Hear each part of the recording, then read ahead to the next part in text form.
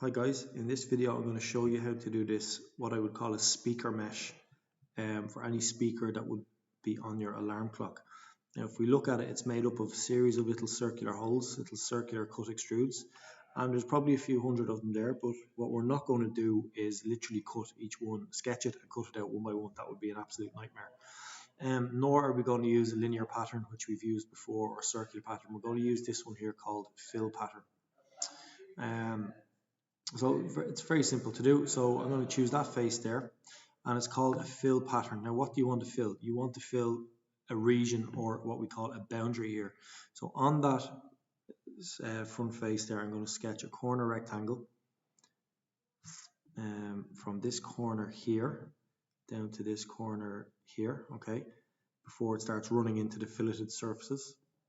And I'll end that sketch. Okay, so now I have a region that I want to absolutely fill with those little speaker mesh holes. Okay, so on that same face there, I'm going to sketch a circle, and I'm going to sketch it from here. You can actually sketch it from anywhere, but I'll just sketch it from here, and I'll give it a smart dimension of 1.75 millimeters. I'll take that circle now, and I'll just extrude cut one circle, and then we can kind of replicate it a series of times. So extrude cut, make sure it's cutting through the material, so 10 millimeters should do it for me.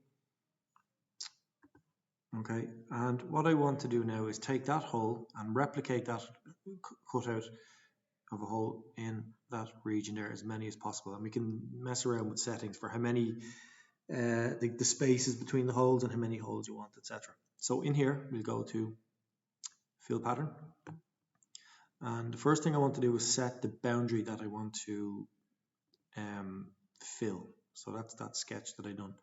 And I'm going to come down here before I mess around with any of the settings, and I'm going to select what it is. In this case here, it's an extruded cut. It's a feature. So you can see already what it's trying to do. It's trying to fill that square full of them, and that might be good enough for some people. However, if you want more of them, you can have a dead linear one there, or you can go with this kind of, there's a name on it there, perforation. And this one here is called square. There's obviously other ones there that we could use which wouldn't be suitable. So those of you who have kind of round alarm clocks, you could use one of them. Now, this one here is basically saying the instance spacing. So the distance between each one is 12 millimeters. I'm guessing that's from center to center. I'm going to bring that down. And if I bring that down to 6, you'll see we get more of them.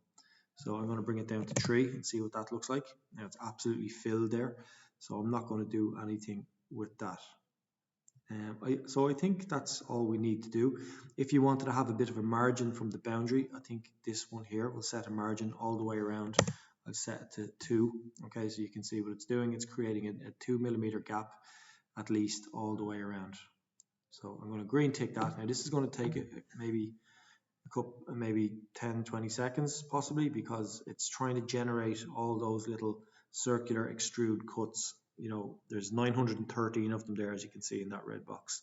So it actually tells you how many there is. And there it is, done now. Right, so now I can hide that sketch. I can rename it, obviously. The cut extrude needs to stay there, and that's it. So if I just highlight or hide this back panel here from the last video, you can see what we've done there. Okay, so it's a nice, easy way of replicating hundreds, thousands, tens of tiny little holes that we wouldn't have to draw individually. So that's it, guys. I hope you find that useful, and I will see you in the next video.